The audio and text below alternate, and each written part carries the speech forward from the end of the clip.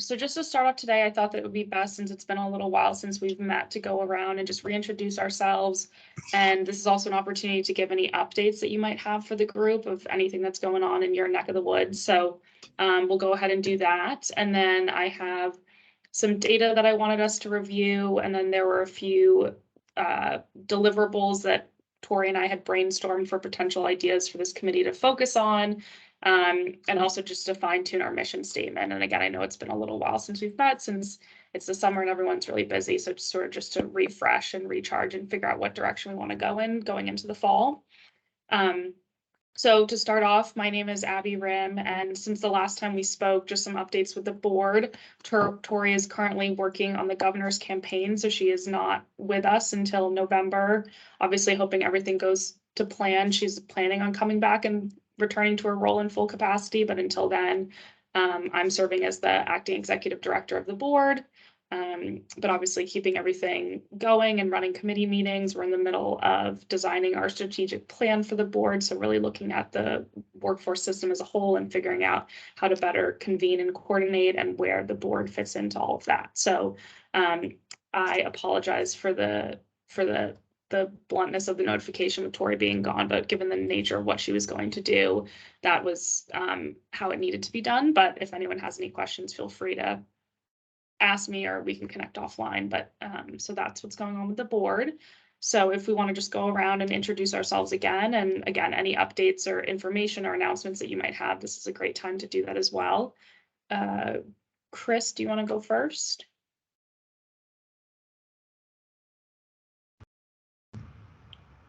Great, thank you, Abby. Chris Kaliba, I'm a professor of community development and applied economics at UVM, and the director of the Office of Engagement at UVM, which is the front door between the university and the rest of the state. I mentioned briefly, I think, on the truncated meeting we had, I think, a month or so ago. The big thing I wanted to bring to the table here is that in Bill S11, the legislature identified $2.5 million for the Office of Engagement to work with VSAC to develop a jobs attraction and retention program for recent graduates from a Vermont institution, for folks to stay and live and work in Vermont for 2 years and receive a $5,000 grant. So that's something that I think this committee we would love to get more feedback on going forward. We are just getting sort of our footing with VSAC now, and perhaps, Abby, for a future meeting, we can talk a little bit about the mechanics of this. I'm happy to kind of answer any questions people may have about this or thoughts they may have about it, if there's time in today's agenda. But this is part of I think this was a governor's priority item, thankfully, for us. And we're envisioning of marketing this program through particularly the employers as well as the higher ed institutions, but really through the employers as a kind of an additional incentive for recent grads in terms of hires. So that's my major update. Great. And I can call the next person, but then from then on, if you want to just tap the next person. So Molly, do you want to go ahead? Sure. I'm Molly Mahar. I'm with the Ski Areas Association. I'm the president of the Ski Areas Association, and no real updates, I guess. We've got some workforce development programs that we're working on for the industry, but not really anything, I think, specific to this group. So I will pass it along to Robert. Hey, I'm Rob Peterson. I'm the Chief of Park Operations with Vermont State Parks. I don't really have a lot of updates to provide this group, other than to say we're working on a number of internal initiatives to build housing and, to sort of augment our staffing capacities and challenges. that we're experiencing all over the state. We're an employer of about 400 seasonal employees during the summer months, and the Parks Division itself has 48 full-time employees. So recruiting is as challenging as ever, and finding a place for sort of lower wage scale workers to live is a challenge. And the other thing I continually say is we can't hire people who do not exist. And there are certainly just not enough people to fill the jobs that we have, despite very aggressive, very creative and intense recruiting practices that we've been engaging in. So our solution is to build that housing capacity to be a recruiter of, a national recruiter rather than just a Vermont employment recruiter. Thanks.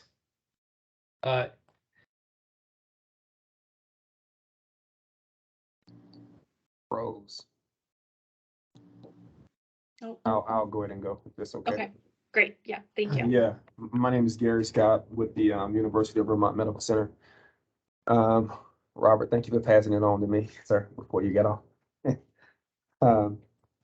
Yeah, small updates. I think we partner with a couple of developers who are building some apartment complexes, and we're going to take on, I think in one, we're going to take on 60 something units, and in another, I'm not really sure how many we're going to take on, but in hopes to have those units. So when we hire folks and bring folks on, we've got places to put people. We're also going to be taking, so our HR department has what they call HR housing. As they bring folks in, they put them in this little housing for a short-term stay. But these houses are like 3-bedroom houses, and they're putting like one person in them at a time. What we're going to do is try to work with our local residents in semester suites, put those folks, try to get rates for those short-term people, put those short-term folks in those suites, renovate these houses to be co-ops, and maybe put fully utilize those bedrooms, as opposed to having one person occupy a 3-bedroom, 4-bedroom house. Let's renovate those places and maximize the occupancy in those places. Looking at, we're also going to be working with a property manager to say, hey, if you let us know what you have coming available between the next immediate to 6 months, and we're going to go ahead and take whatever they have, even though we may not have people to put in them at the time, we know we've got people coming. So we're going to take those, set those aside, and as we get people, we'll have a place to put some of those folks.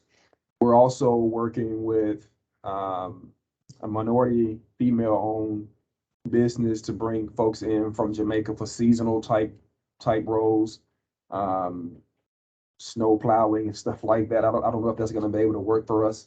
I don't think that'll work for us. We're going to look into it, but also from different countries. So if we can bring folks in seasonally from different countries, let them work here 6 months and let them go back home, if we can. So those are the type of things we're looking into.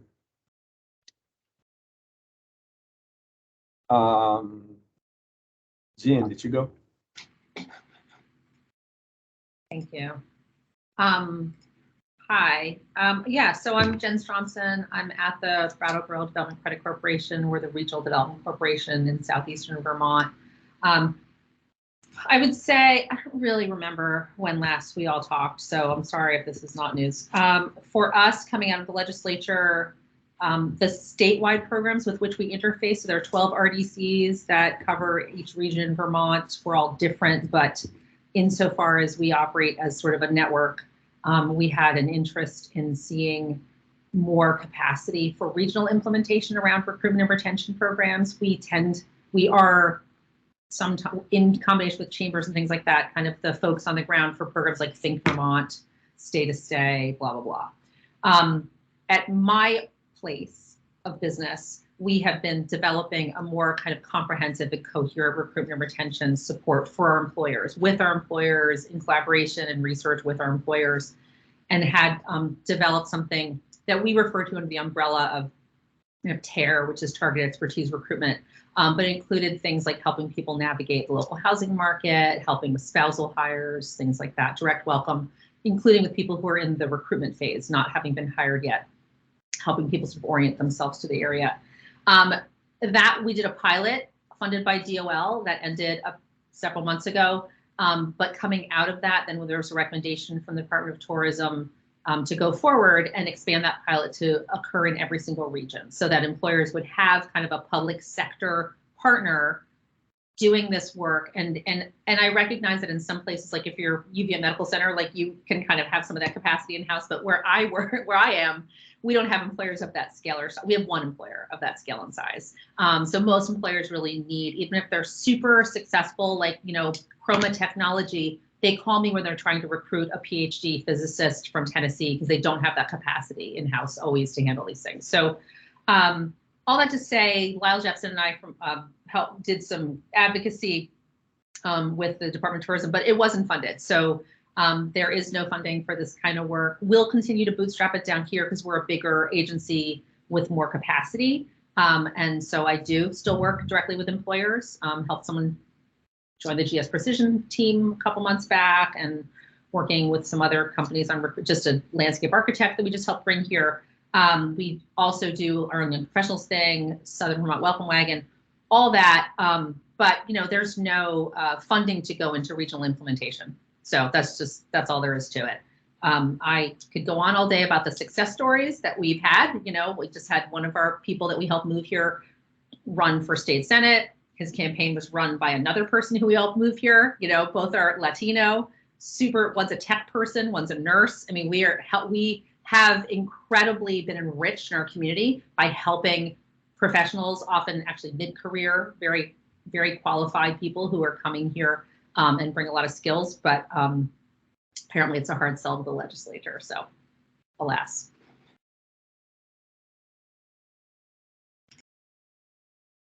I think Amelia hasn't gone. Thanks. Hi, I'm Amelia Seaman. I'm the Government Affairs Specialist with the Vermont Chamber of Commerce. This summer, we've been going around the state, meeting with members and just trying to get a sense of what issues they're facing right now. And universally, you know, they're feeling that shortage of workers, like others on this call have said, despite their best efforts in recruiting, just like there are not enough bodies.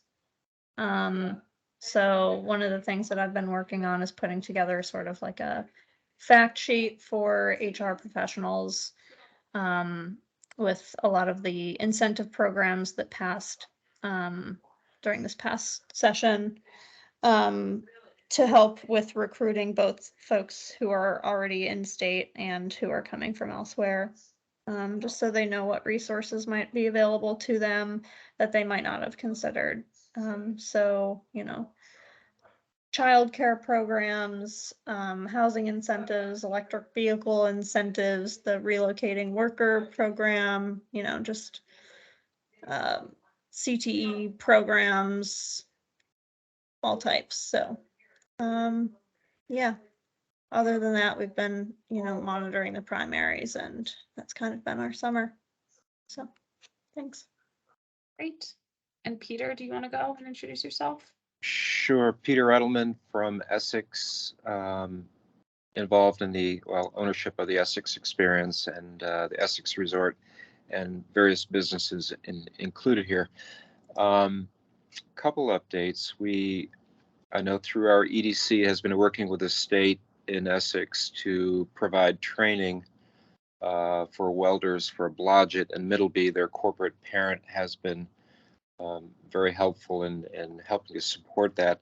That seems to be proceeding positively, which is good news. On the hospitality side, we're now, I think, like everybody, we're in that flux time where the college kids are going back to work, and we've got to hire new people to replace them and train them, and that's always an expense. We are seeing good application and good qualified people coming in for front of the house. The back of the house is still very difficult. Trying to bring in sous chefs, F&B directors. The way our market works here in Chittenden County, we all trade each other, and you go from one place to another. So trying to bring in people from out of state is the problem in trying to find housing for them. And even though these are well-paid jobs, it's still housing is still a limitation on getting good qualified people in here. We've also on a tangent to this. I lost a daycare that has been with me for over 28 years because they couldn't find staffing, and they've joined up with the Rackets Edge organization and are being able to be providers for them. Have a new group coming in that has been looking for a while for daycare, and a challenge that they have been seeing is just in their funding as well. And they've been operating for 8 years independently. Now they want to come and have a physical place here. Is there's a state grant process, but the way it currently is structured, they can't access that until December, and we have a need now. So we're trying to figure out how they can get in. I believe Ray Garofano is going to be helping on that to see if we can work out how some financial support to get them up and running, because we've got a real need here, as in everywhere, on daycare. So from our side, it's more individual, or my side, more individual pieces, but some optimism and some frustration. Definitely. And John, did I see you just joined? Do you want to introduce yourself and just let us know anything that's going on in your area? Hey, everybody. John Burnham. I'm the executive director of the Manchester Business Association down here in Manchester, Vermont. Sorry, I'm at the visitor center, so I had some folks who tied me up for quite a bit. But wanted to just say that, things, we've had another busy summer, continues to look that way for us through the fall. Employers are still struggling to find help, similar to what Peter was just describing about front of the house, even back of the house type of employment for most of our lodging properties, our restaurants for servers and bartenders. Even it's trickling into some of our professional services challenges of them recruiting help for, insurance agencies and banks locally. Everyone's surviving, and I use that term survive. It's just putting a lot more strain on them and their operations. Our daycare situation kind of got a little bit better with our Northshire Day school here in town. Was able to expand a little bit and bring in some additional help to help bring in young folk. We obviously had lots of summer camps offered through lots of different attractions that we have. Southern Vermont Arts Center, Hildene, all offer that. So that helped with kids in the area as well through the summer for parents to work.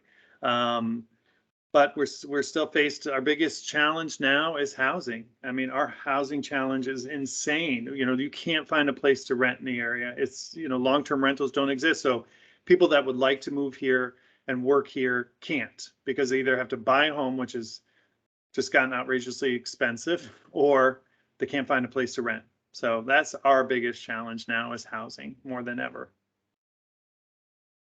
Great, thanks, John.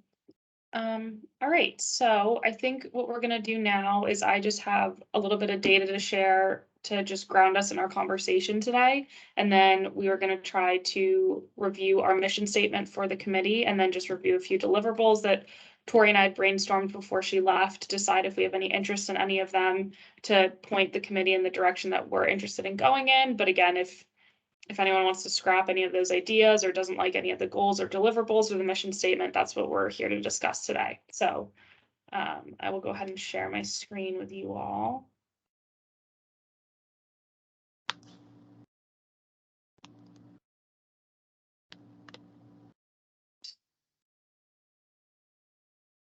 Can everyone see my screen?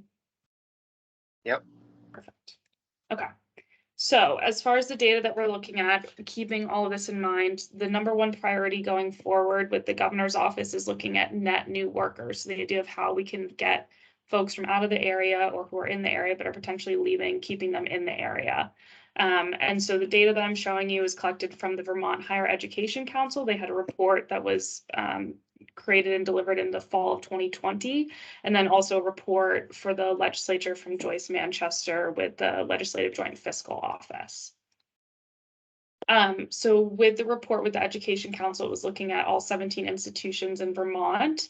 And in the fall of 2020, for the fall semester, there were roughly 38,000 students during that fall semester. So that's a large group of net new workers that we're trying to figure out how we can potentially tap into and get them to stay in the state. That being said, we are seeing there was a decrease in enrollment from the fall of 2019 to fall of 2020, but still a large population to go off of. And from that group of students, 40% of those students were Vermont residents, but 60% of those students were from out of state. So again, that idea of net new workers, figuring out how we can get them to stay in the state after they've come here for one reason or another for school. Looking at it broken down a little bit differently, looking at independent schools, then you have UVM, and then you have the Vermont State Colleges. Unsurprisingly, with the Vermont State Colleges, a greater percentage of the students were from Vermont, but then looking at UVM and the independent schools, you have over 50% that are from out of state. So again, we already have this natural feeder pool that are coming in of young potential workers that have chosen to come to Vermont for one reason or another, and trying to identify how we can get them to stay here. And then looking at it a little bit differently from the enrollment of fall of 2019, the sum number of out-of-state compared to in-state, if you're dividing that up per year, that's potentially for out-of-state students, roughly 6,000 students every single year that we could be having entering the workforce. And then of course, in-state as well, roughly 4,000. So that's quite a significant number of people that, even if we can figure out how to get them to stay here for 1 to 2 years afterwards, would significantly help the workforce shortage that we're facing today. And then looking at retainment tracking of what's already going on, not just based off of folks that are entering into those schools. In the Vermont State Colleges, again, not as surprisingly, nearly 80% of those graduates decide to stay in state, so already a pretty good retainment rate there. But then looking at UVM, a small survey that went out to about 439 out-of-state respondents reported that roughly 32% remained in Vermont. So trying to figure out, again, how to get more of those UVM students to stay here once they graduate, even if it's not for forever, but just on a shorter term basis.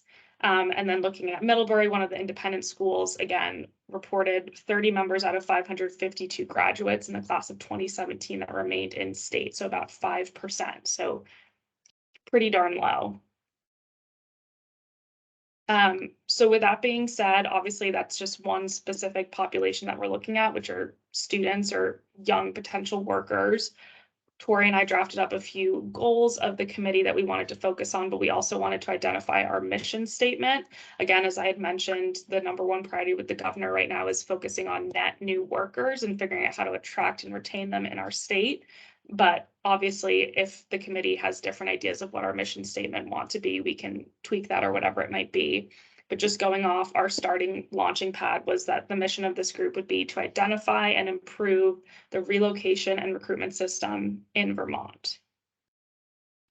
So now just opening it up to folks if they have any questions about any of that data, or if they have any ideas about the mission statement or the ideas of which way they want the committee to go. Just opening up the floor to all of you. And question, I know data from 2020, and obviously we're in a different world than 2020. Do you have any indication how much of an impact change has brought on the analysis? Sorry, I know you're breaking. Is your question about more recent data? Yeah, I think we're, this being 2020 data and pre-COVID, I think the pressure was not nearly as great on Vermont at the time, and I think the results of the data might be considerably different or worse for people staying in state because of the continued contraction in housing and also the cost of living. So are we,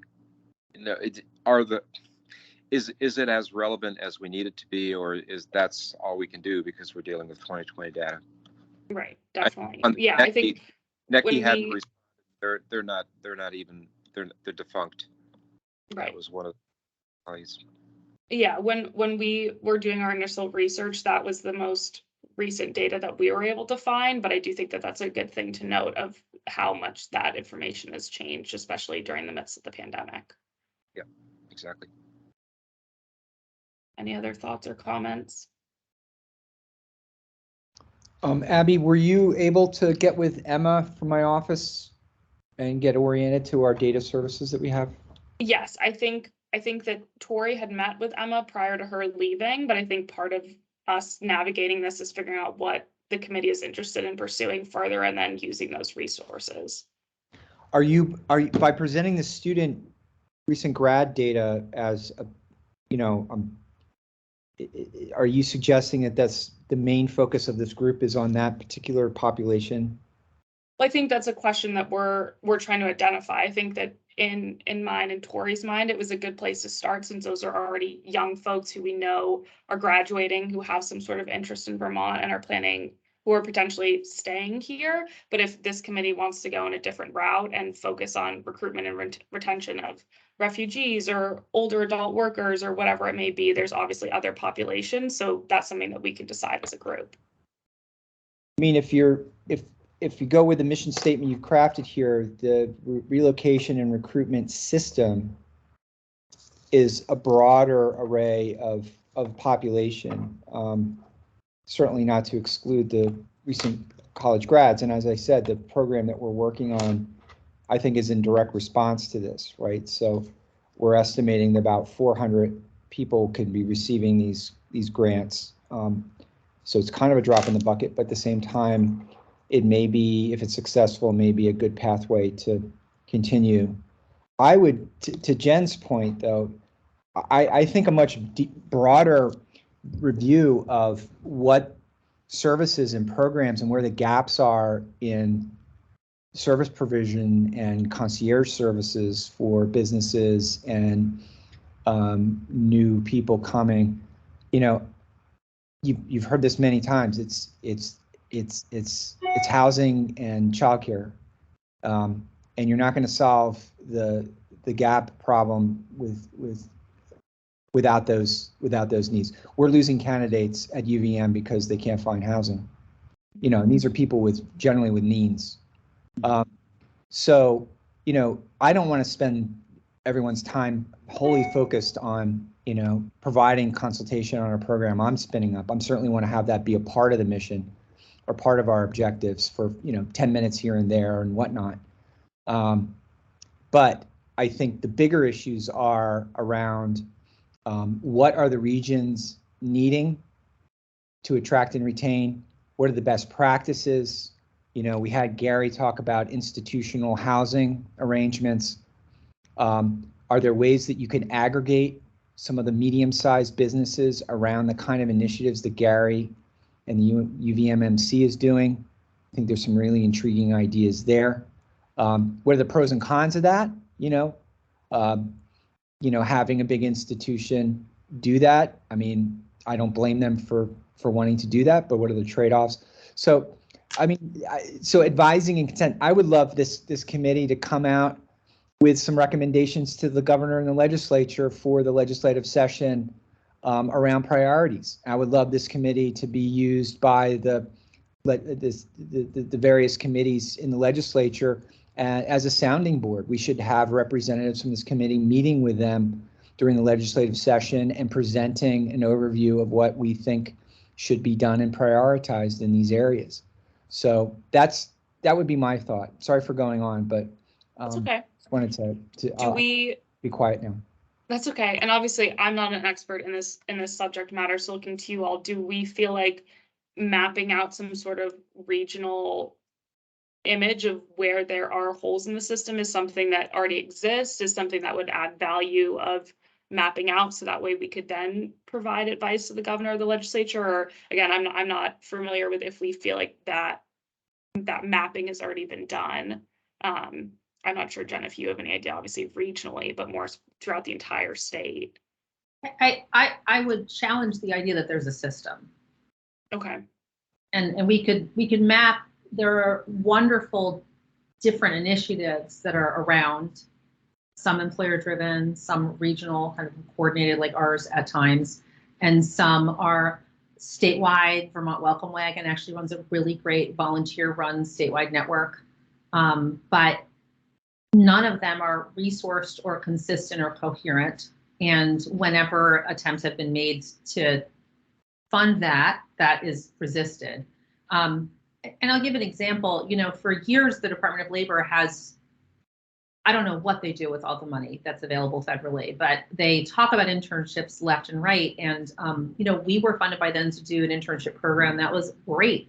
And something like that takes what Chris Khalid is going to run at UVM and says, hey, we're going to make sure, especially as an area that doesn't have colleges, we have hardly any residential college students anymore down southeastern Vermont, but we had no problem attracting kids to come here for internships, kids home from for the summer or from surrounding areas where we do have a lot of great colleges. And those internships created connections with this region and with employers. On top of that, having a retention program would have been gold. Right? So for a region like ours and many of the rural regions, having like an internship, some kind of way to build those relationships with college students and then a program statewide to keep them would have been incredible. We don't have an internship system. Our program was defunded after 3 years of success because it was funded for 3 years, literally was what we were told. So, and it's just, you know, that really is what it comes down to. There is no system in Vermont. And I don't believe that Vermont wants a system. So if I were to make a basic policy recommendation, I would, you know, it would start with the basics. Like, you know, there needs to be some kind of agreed upon commitment to support recruitment in every region for employers of all sizes. I would also say that another thing this group could do that could be really helpful, you know, would be to talk about things like housing policy in relation to recruitment, because we have the same thing going on. I have 1 or 2 big employers that can afford to buy up housing and hold on to it for you know, recruitment. And I don't blame them for doing that. It's just making our general housing problem worse, right? So what is it that a body like this, that a group of employers could do to weigh in on policy that would loosen up the problem writ large, because every single employer is not going to be able to do that for themselves. So I just, you know, what rises to like the policy level? Oops, hold on, office dog is barking. John? Did you ask Abby? Mhm. Okay, so all very good points, I think, that everyone's making. I think the mission statement as it's written is fine. You know, I think to identify and or if it doesn't exist, improve the relocation and recruitment system in Vermont. I do think it's complicated to just kind of look at it as a Vermont holistic approach, and versus regions do have different needs and different resources and different challenges. You know, we all talk about similar problems, but how that gets solved is going to be different in each location or each region. So I think the general mission statement certainly applies for all of us.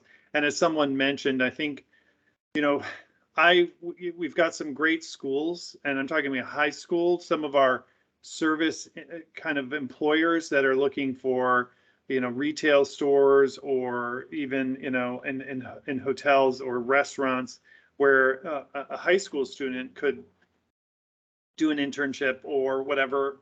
I think that needs to be kind of identified and pushed, because again, if we give decent paying jobs for high school students who weren't meant to go to college or don't want to go to college, but have an opportunity to get exposure to careers in our different industries that we all have in our areas.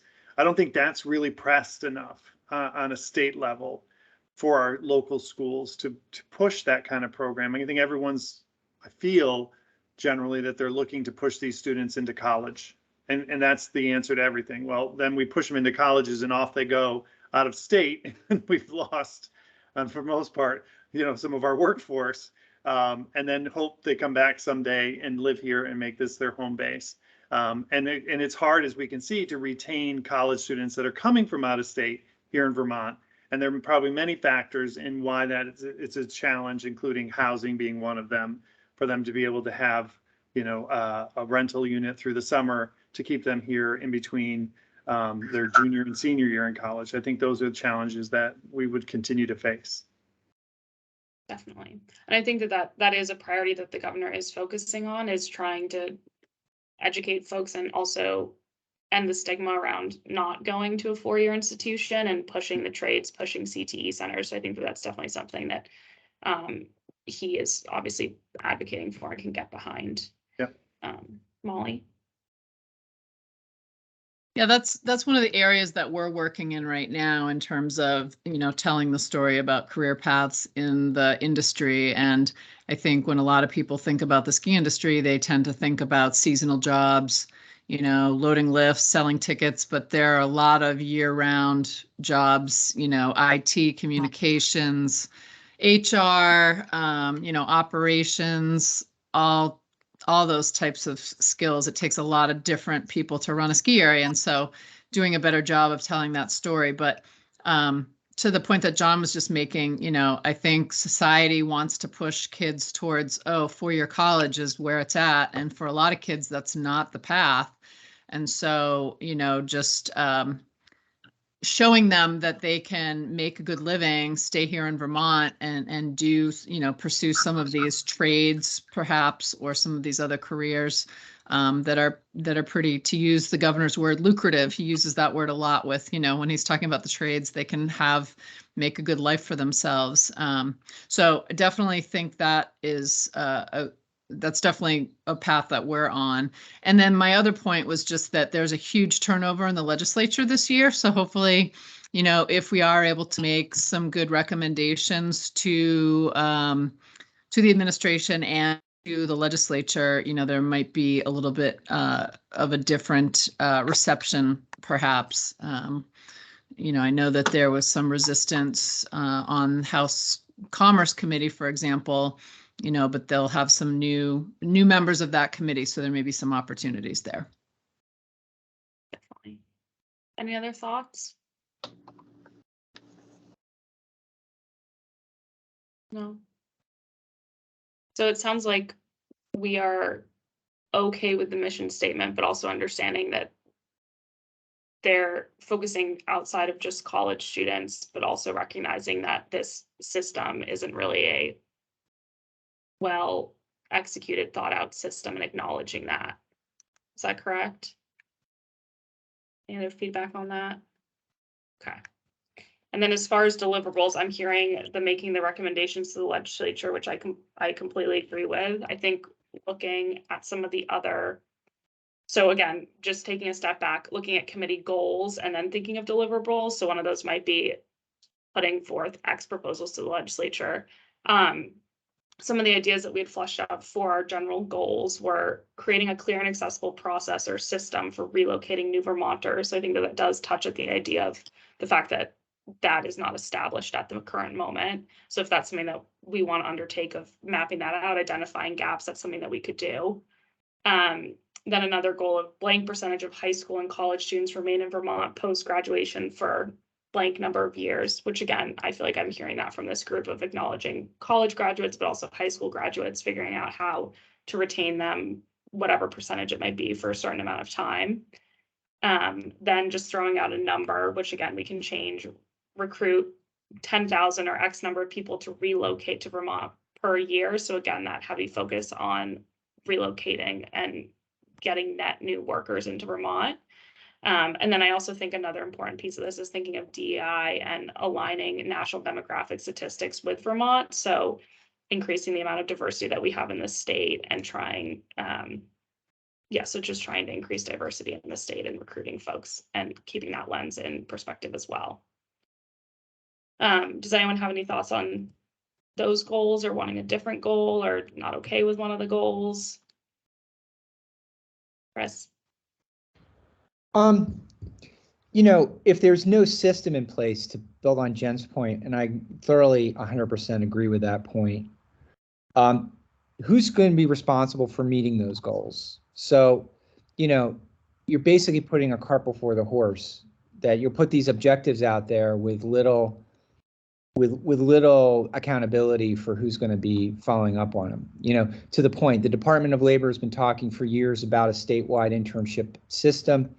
Can't tell you how many times I've knocked on the door and say, hey, we're ready. We're ready. We'll wrangle the higher ed institutions. We'll make something happen in partnership with you.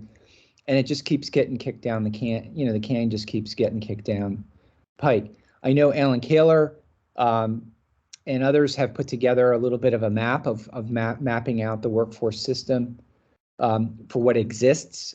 You know, I'd suggest inviting Ellen to this meeting for an overview of that. The tech centers totally agree with that, and I totally agree that, you know, we need a diverse pipeline. You know, I'm a college professor, but I don't expect everyone to their pathway to success is a college degree. I totally 100% agree with that. UVM, that's a position that we have as well. We want to see all Vermonters thrive. So let's get the tech center education leadership, perhaps from the DOE, in there, Lisa Helm or someone to that effect, to discuss with us. And I would say put a goal that by January 1st, this committee lays out a set of recommendations to the legislature. Certainly the governor would, you know, obviously have to have his stamp of approval on that. And that's, Abby, your position and your role to help negotiate that. But that would make this conversation, I think, worth our energy and support. And then the question becomes, who's got the bandwidth to steward all of that? Abby, you know, you're down one person staffing wise, what's possible? And let's get realistic about what is possible to be generated. So that's my thought. Yeah, and just to try to be helpful in terms of, like, you know, how to restructure that. And I think these are targets that you've laid out, right? And I think it's fine for us first to say we have some targets, 10,000 people. It's a retention of a certain, you know, group of college students. But I think we then have to say, let's be whole. These are total and partial. And I would say a total target's important, but then if we're going to have partial targets like retaining college students, I also want to say, like, well, what's our target for, you know, filling skilled work, right? So is our goal to, you know, I don't know how to build that exact target without the help of someone like Matt Barowitz, but he could do it. He could give us a sense of, like, you know, what is the projected need for skilled work jobs in Vermont that require, you know, on-the-job training, you know, less than 2 years of college, credential certification, whatever. So I think it's great to build off of these kinds of targets. I think the committee goal is to probably flesh out those targets more fully so that they really represent the kind of broadly the needs of the various sectors of employers that we have, right? And then to build recommendations that feed into that. And maybe the way to attack that is by subject. And it might be like, let's just talk about college educated and, like, kind of highly skilled and trained employees, you know, mid-career supervision management, which is its own conversation. Let's just talk about entry level and skilled workers. And let's just talk about internships for high school and college. And, you know, like, those are conversations that we can have a manageable conversation. Let's just talk about housing.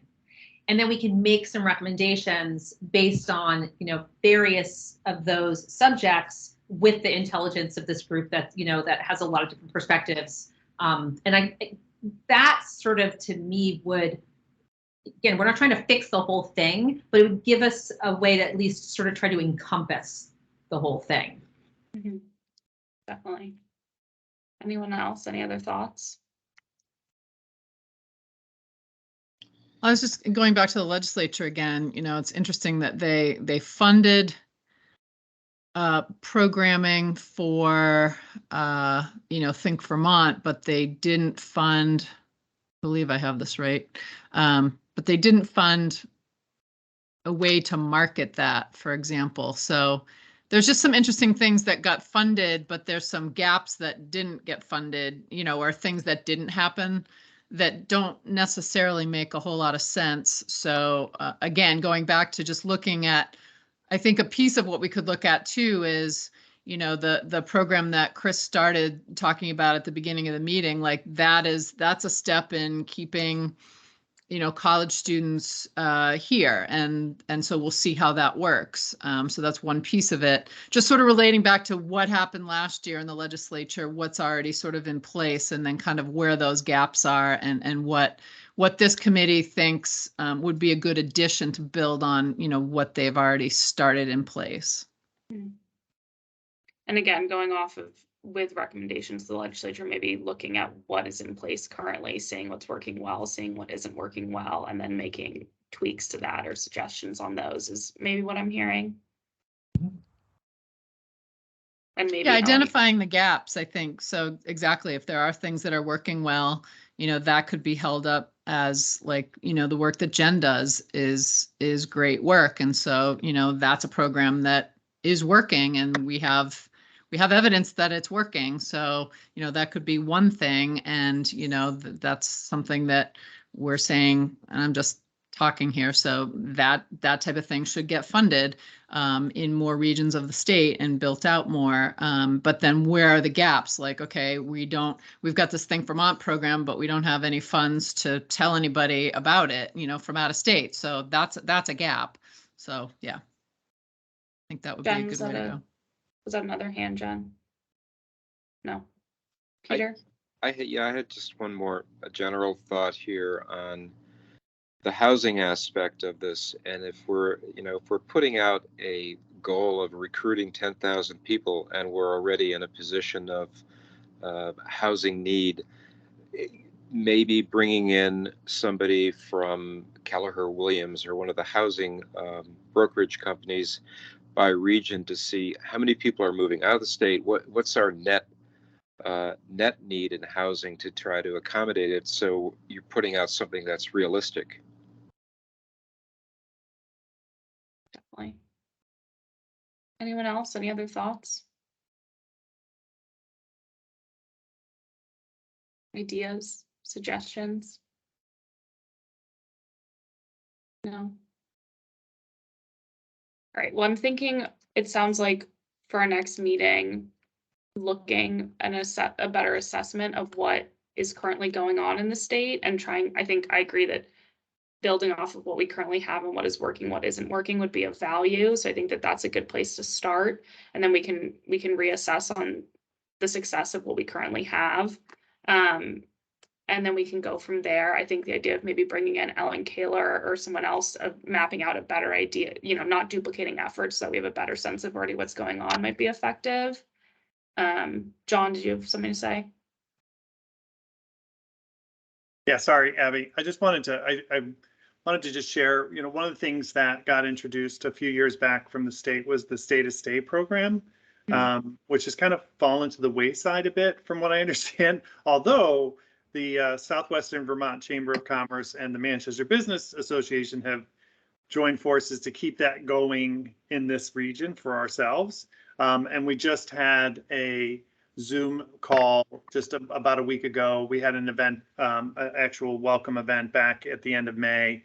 And, you know, over the past couple of years that this has been ongoing and the Southwestern Vermont Chamber has pretty much driven it, you know, we've had at least, you know, I believe they've said like 14 or 15 people move into our region. And, you know, that's a great program, but it's only one part of what we're trying to achieve here. But again, funding just stopped to help make those things go, which isn't helpful because we're going to continue doing it. We have another State of Stay visit at the end of October here in Manchester, and we have, you know, 10 or 15 people interested in coming and checking out the area and possibly moving here. But yeah, anyway, I just wanted to share that.